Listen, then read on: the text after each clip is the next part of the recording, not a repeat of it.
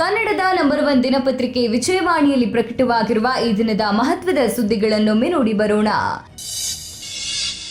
ಲೋಕಸಭೆ ಪ್ರತಿಪಕ್ಷ ನಾಯಕ ರಾಹುಲ್ ಗಾಂಧಿ ಮತಗಳವು ಆರೋಪವನ್ನ ಪುನರುಚ್ಚರಿಸಿ ಈ ಕುರಿತ ವರದಿಯನ್ನ ಶುಕ್ರವಾರ ಜನತಾ ನ್ಯಾಯಾಲಯದ ಮುಂದಿಟ್ಟರು.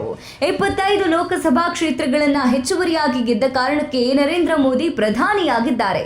ಇದರಲ್ಲಿ ಒಂದು ಸೀಟನ್ನ ಅಕ್ರಮದಿಂದ ಗೆದ್ದಿರುವ ಬಗ್ಗೆ ಸಾಬೀತು ಮಾಡಿದ್ದೇವೆ. ಉಳಿದ 24 ಕ್ಷೇತ್ರವನ್ನ ಚುನಾವಣಾ ಆಯೋಗ ಸಾಬೀತು ಮಾಡಬೇಕು. ನಾವು ಪುರಾವೆ ಸಹಿತ ಮತಗಳ್ಳತನ ಸಾಬೀತು ಪಡಿಸಿದ್ದೇವೆ.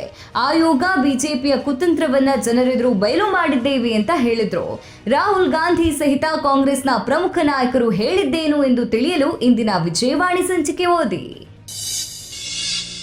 ಸರ್ಕಾರಿ ಶಾಲಾ ಶಿಕ್ಷಕರ ವರ್ಗಾವಣೆಯ ಪರಿಷ್ಕೃತ ವೇಳಾಪಟ್ಟಿ 2ನ್ನ ಶಾಲಾ ಶಿಕ್ಷಣ ಇಲಾಖೆ ಬಿಡುಗಡೆ ಮಾಡಿದ್ದು, ವರ್ಗಾವಣೆ ಪ್ರಕ್ರಿಯೆಗೆ ಚಾಲನೆ ಸಿಕ್ಕಿದೆ. ಆಗಸ್ಟ್ 12ರಂದು ಹೆಚ್ಚುವರಿ ಶಿಕ್ಷಕರ ಮರು ಹೊಂದಾಣಿಕೆ ಪರಿಷ್ಕೃತ ಕರಡು ಪಟ್ಟಿ ಪ್ರಕಟಣೆ ಮಾಡಬೇಕಿದೆ. ವರ್ಗಾವಣೆ ಕುರಿತ ಹೆಚ್ಚಿನ ವಿವರಗಳಿಗೆ ಇಂದಿನ ಮುಖಪುಟ ವರದಿ ಓದಿ. ರಾಷ್ಟ್ರೀಯ ಶಿಕ್ಷಣ ನೀತಿ ಅಂದ್ರೆ NEP ಪರ್ಯಾಯವಾಗಿ ಜಾರಿಗೆ ತರಲು ಉದ್ದೇಶಿಸ್ತಾ ಇರುವಂತಹ ಬಹುನಿರೀಕ್ಷಿತ ರಾಜ್ಯ ಶಿಕ್ಷಣ ನೀತಿ ಅಂತಿಮ ವರದಿ ರಾಜ್ಯ ಸರ್ಕಾರಕ್ಕೆ ಸಲ್ಲಿಕೆಯಾಗಿದೆ.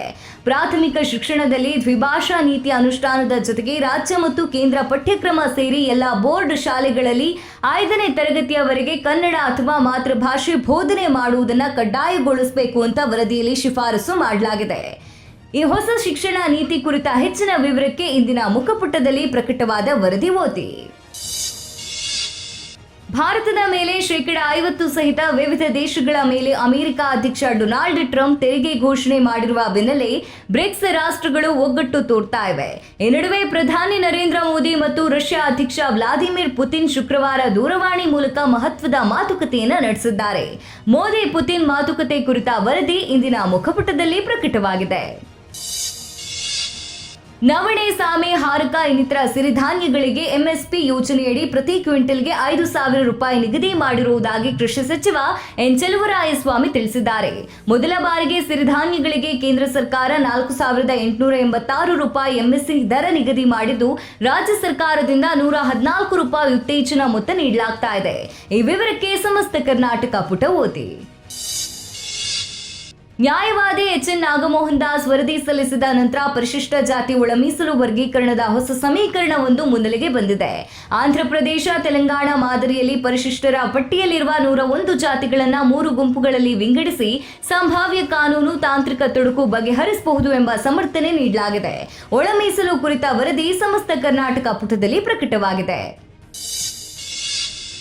ಲೋಕಸಭೆಯಲ್ಲಿ ಮಂಡನೆಯಾಗಿದ್ದ ಆದಾಯ ತೆರಿಗೆ ಮಸೂದೆ 2025ನ್ನ ಹಣಕಾಸು ಸಚಿವೆ ನಿರ್ಮಲಾ ಸೀತಾರಾಮನ್ ಹಿಂಪಡೆದಿದ್ದು, ಆಗಸ್ಟ್ 11ರಂದು ಹೊಸ ಆದಾಯ ತೆರಿಗೆ ಮಸೂದೆ 2025ನ್ನ ಮಂಡನೆ ಮಾಡಲಾಗುವುದು. ಈ ಕುರಿತ ವಿವರ ದೇಶ ವಿದೇಶ ಪುಟದಲ್ಲಿದೆ. ಇಂದು ರಾಷ್ಟ್ರೀಯ ಸಂಸ್ಕೃತ ದಿನ. ದಶಕಗಳ ತರುವಾಯ ಸಂಸ್ಕೃತ ಮತ್ತೆ ಮನೆಮಾತಾಗಲು ಪ್ರಾರಂಭಿಸಿದೆ. ಲಕ್ಷಾಂತರ ಜನರು ಈ ಭಾಷೆಯನ್ನ ಕಲಿತು ತಮ್ಮ ಮನೆಯನ್ನ ತುಂಬಿಸಿಕೊಳ್ಳಲು ತವಕಿಸ್ತಾ ಇದ್ದಾರೆ. ಮಾನವ ಅರಿತಿರುವ ಭಾಷೆಗಳಲ್ಲಿ ಹೆಚ್ಚು ವಿಕಾಸಗೊಂಡ ಮತ್ತು ಭಾಷಾ ವಿಜ್ಞಾನದ ದೃಷ್ಟಿಯಿಂದ ಹೆಚ್ಚು ವೈಜ್ಞಾನಿಕವಾದ ಭಾಷೆ ಕೂಡ ಇದುವೆ.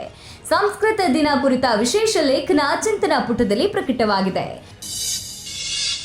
ಇವಿಷ್ಟೇ ಅಲ್ಲ, ಮುಂಜಾನೆ ಮಾತು, ಅಂತರಂಗ, ಭವಿಷ್ಯ, ಮನೋವಿಕಾಸ ಕಾಲಂಗಳು, ಕ್ರೀಡೆ, ಸಿನಿಮಾ, ದೇಶ ವಿದೇಶಗಳ ಭರಪೂರ ಸುದ್ದಿ ವಿಶೇಷಗಳಿಗಾಗಿ ವಿಜಯವಾಣಿ ಓದಿ.